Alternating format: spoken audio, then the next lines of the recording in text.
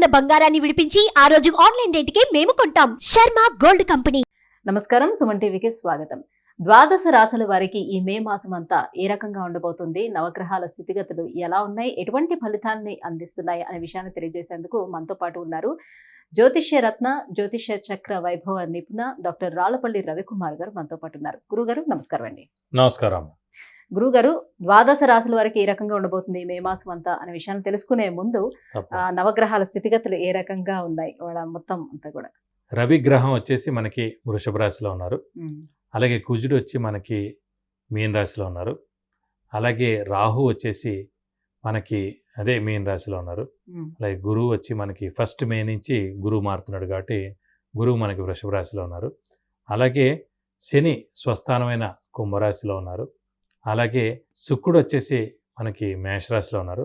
కొన్ని రోజులు మే 15 తారీఖు తర్వాత నుంచి మటుకు వృషభ రాశిలోకి వస్తాడు. అలాగే ఆఖరిగా వచ్చి బుధుడు వచ్చేసి మటుకు మనకి వృషభ రాశిలోకి వస్తాడు. ఇప్పుడు మనకి నర్మదా నది పుష్కరాలు కూడా స్టార్ట్ అండి 1 మే నుంచి. మనం ఎప్పుడైనా సరే ఒక రాశి నుంచి ఇంకో రాశికి గురువు మారినప్పుడు ఎలా చూసుకోవాలంటే, పుష్కరాలు ఎప్పుడైతే ఆరంభం అవుతాయో ఆ రోజు నుంచే మనకి గురువు ఒక రాశి నుంచి ఇంకో రాశిలోకి మారుతున్నట్టు అన్నమాట. బట్ 1 మే నుంచి మటుకు మనకి వృషభ రాశిలోకి గురువు ప్రవేశించాడు. ఈ సంవత్సర కాలం అంతా కూడా మనకి కేవలం ఒక సంవత్సర కాలం ఉంటాడు. సంవత్సర కాలం ఉంది. అందుకే 12 రాసులు కాబట్టి 12 ఒక్కొక్క సంవత్సరం కలిపితే పుష్కర కాలం అంటారు మనం. సో అందుకే 12 సంవత్సరాలకి పుష్కరం అంటారు. గురుగారు, మే మాసం అంతా వృషభ రాశి వారికి ఎలా ఉండబోతున్నాయి, వీళ్ళకి గ్రహ స్థితిగతులు ఎలా ఉన్నాయి, ఎలా సపోర్ట్ చేస్తున్నాయి? వృషభ రాశి అనగానే మనకి కృత్తిక 2, 3, 4 పాదాలు, రోహిణి 1, 2, 3, 4 పాదాలు, మృగశిర 1, 2 పాదాలు. ఈ వృషభ రాశికి ముఖ్యంగా ప్రస్తుతం గురువు రాశిలోనే సంచరిస్తున్నాడు. అంటే 1 మే నుంచి వృషభ రాశిలోకే ప్రవేశించాడు. మొన్నటిదాకా వ్యయ స్థానంలో ఉన్నాడు.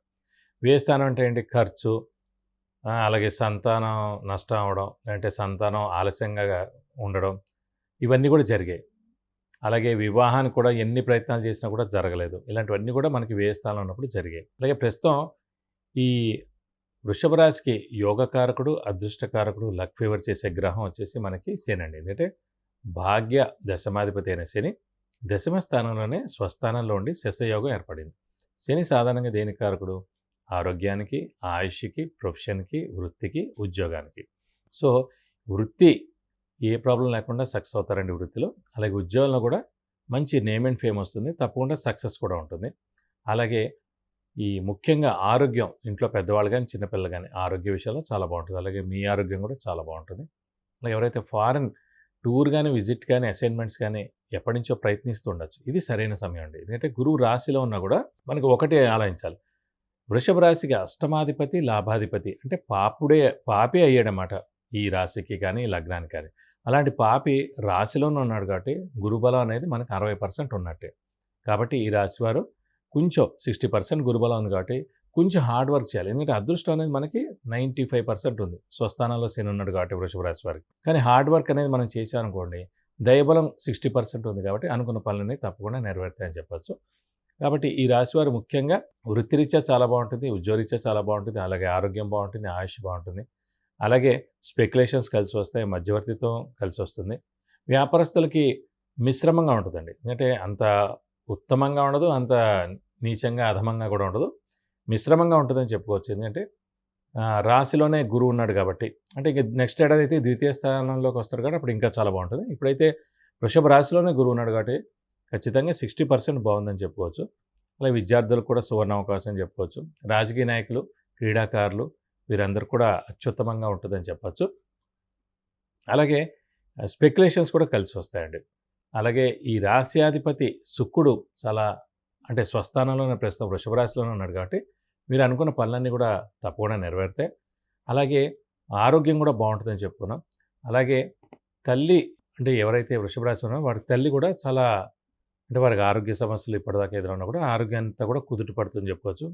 వాళ్ళకి చాలా బాగుంటుందని చెప్పుకోవచ్చు. అలాగే ఇంట్లో గృహిణులు ఎవరైతే ఉన్నారో వారందరూ కూడా బాగుంటుంది. అలాగే వృషభ రాశి వారు మహిళలు ఎవరైతే ఉన్నారో వారందరూ కూడా ఇది సరైన సమయం చెప్పుకోవచ్చు. వారికి మానసిక ఆందోళన కూడా తగ్గుతుంది. అలాగే వారి ఆరోగ్యం కూడా బాగుంటుంది. అలాగే ఈ పంచమంలో మనకి కేతు ఉన్నాడు, అలాగే లాభంలో రాహు ఉన్నాడు కాబట్టి రాహు బలం పరిపూర్ణంగా ఉంది, అలాగే కేతు బలం కూడా బాగానే ఉంది. అలాగే ఈ రాశిలో ప్రస్తుతం గురువు ఉన్నాడు, మనకి రవి ఉన్నాడు, అలాగే బుధుడు కూడా చాలా బాగున్నాడు. సో ఈ 3 గ్రహాలు బాగుండడం చేత ఆధ్యాత్మిక చింతన పెరుగుతుంది. అలాగే తీర్థయాత్రలు చేస్తారు. ముఖ్యంగా ఎప్పుడైతే మన రాశిలోనే గురువు ఉంటాడో ఖచ్చితంగా తీర్థయాత్రలు చేయడం, దైవదర్శనం చేసుకోవడం, గురువుల్ని దర్శించడం, గురువు యొక్క బ్లెస్సింగ్స్ తీసుకోవడం ఇవన్నీ కూడా జరుగుతూ ఉంటాయండి. కాబట్టి కొంచెం మనకి ఒక 60% ఉంది కాబట్టి గురువు దైవబలం పెంచుకోండి, దైవనామస్మరణ చేయండి. ఇవన్నీ చేస్తే కనుక తప్పకుండా మీకు అన్ని విధాలా బాగుంటుంది. మొత్తం మీద ఈ మాసం అంతా చూసుకుంటే వీరికి అదృష్టం ఎలా ఉంటుంది గురుగారు? అలాగే ఈ వృషభ రాశి వారు ఈ గవర్నమెంట్ ఎగ్జామ్స్ ఏమైనా రాస్తే కూడా ఇప్పుడు సరైన సమయం అండి. సో వారు గట్టిగా ప్రయత్నిస్తారు. ఎందుకంటే మనకి వృత్తికారకుడు, ఉద్యోగకారకుడు ఎవరికైనా సరే శని అయ్యాడు. అలాంటి శని మనకి స్వస్థానంలో ఉద్యోగ స్థానంలో ప్రస్తుతం ఉన్నారు కాబట్టి వృషభ రాశికి యోగకారకుడు, అదృష్టకారకుడు శని అయ్యాడు కాబట్టి గవర్నమెంట్ జాబ్స్ రాసే వాళ్ళు ఎవరైనా సరే ఖచ్చితంగా ఇది సరైన సమయం చెప్పొచ్చు. ఇప్పుడు మీరు గట్టిగా ప్రయత్నిస్తే కనుక మీకు గవర్నమెంట్ జాబ్ వచ్చేందుకు అవకాశాలు ఈ సంవత్సరంలో ఖచ్చితంగా ఉన్నాయని చెప్పాలి. గురుగారు, మరి ఆర్థికంగా ఏ రకంగా ఉండే అవకాశం ఉంది వృషభ రాశి వారికి ఈ మాసం అంతా? ఆర్థికంగా ఈ నెల ఎలా ఉండబోతుందంటే వృషభ రాశి వారికి మిశ్రమంగా ఉందని చెప్పాలండి. ఎందుకంటే గురువు సాధారణంగా ధనకారకుడు కూడా అయ్యాడు. ఎవరికైనా సరే ధనకారకుడు, పుత్రకారకుడు, అలాగే బ్రదర్స్కి కారకుడు, అలాగే దైవబలానికి కారకుడు, ఇవన్నీ కూడా గురువే అండి. అలాంటి గురువు మనకి రాశిలోనే ఉన్నాడు కాబట్టి ఒక 60% బలం ఉంది కాబట్టి ఆర్థికంగా మటుకు మిశ్రమంగానే ఉంటుందని చెప్పుకోవాలి. ఈ రాశి వారికి అదృష్టం 100% ఉందని చెప్పాలండి. ఎందుకంటే భాగ్య దశమాధిపతి అయిన శని మనకి దశమ స్థానంలోనే, స్వస్థానంలోనే ఉండి శశయోగం ఏర్పడింది కాబట్టి అదృష్టం పరిపూర్ణంగా మనకి 2025 ఏప్రిల్ దాకా అంటే సంవత్సరం కాలం పాటు అదృష్టం అనేది పరిపూర్ణంగా ఉంది.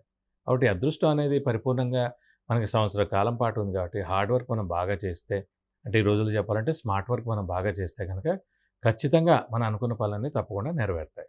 మరి ఎటువంటి పరిహారాలని పాటించుకోవాలని అంటారు? ఇక ఈ రాశి వారికి ఈ నెలలాళ్ళు పరిహారం ఏం చేసుకోవాలంటే సాధారణంగా మనకి రాహుకేతువులు బలం చాలా బాగుంది. అలాగే శని బలం కూడా బాగుంది. ఇంకా లేనిది ఏంటంటే గురుబలం ఒకటే. సో ప్రతి గురువారం అంటే సంవత్సర కాలం పెట్టుకుంటే బెస్ట్ అండి. ఎందుకంటే ఈ సంవత్సర కాలం కూడా మనకి రాశిలోనే, వృషభ రాశిలోనే గురువు ఉంటాడు కాబట్టి ప్రస్తుతం గురుబలమే తక్కువగా ఉంది కాబట్టి అంటే 60% ఉంది. ఇంకా 40% బలం పెంచుకోవాలంటే ఈ సంవత్సరం కాలం పాటు మీరు ఫిక్స్డ్గా ప్రతి గురువారం ఉపవాసం ఉండడం, అలాగే మనం దత్తాత్రేయ స్వామిని ఎక్కువగా పూజించడం, అలాగే ప్రతిరోజు దత్తాత్రేయ స్వామి అష్టోత్తరం చదువుకోవడం, అలాగే వీలైతే ప్రతి గురువారం దత్తాత్రేయ స్వామి టెంపుల్కి వెళ్ళి 41 ప్రదక్షిణాలు చేయడం. అలాగే ఇంకా మనకి దైవబలం కుదరట్లేదు, వివాహం ఆలస్యం అవుతుంది, సంతానం ఆలస్యం అవుతుంది, ఉద్యోగం లేట్గా వస్తుంది అంటే కూడా ఖచ్చితంగా గురువుకి 16,000 సార్లు జపం చేయించి శనగపప్పు కేజీంపో, ఒక ఎల్లో లుంగి, 1000 రూపాయల వర్త్ గోల్డ్ ఐటమ్ దానం ఇస్తాను. దోషం మొత్తం తలపై మీకు అన్ని విధాలా మంచి చేకూరుతుంది. గురుగారు, వృషభ రాశి వారికి ఈ మే మాసం అంతా ఎలా ఉండబోతుందనే అంశాలను తెలియజేసినందుకు ధన్యవాదాలు. నమస్కారం. విద్య, ఉద్యోగం, వాహనం, వ్యాపారం, వివాహం, ఆరోగ్యం, ఆర్థికం, గృహం వీటన్నిటికీ సంబంధించిన విషయాలను తెలుసుకోవాలంటే కింద స్క్రోల్ అవుతున్న నెంబర్కి వాట్సాప్ మెసేజ్ చేసి గురువు గారి అపాయింట్మెంట్ను పొందవచ్చు. సుమన్ టీవీలో మీ పర్సనల్ అండ్ బిజినెస్ ప్రమోషన్స్ కోసం కింది నెంబర్కి కాంటాక్ట్ చేయండి.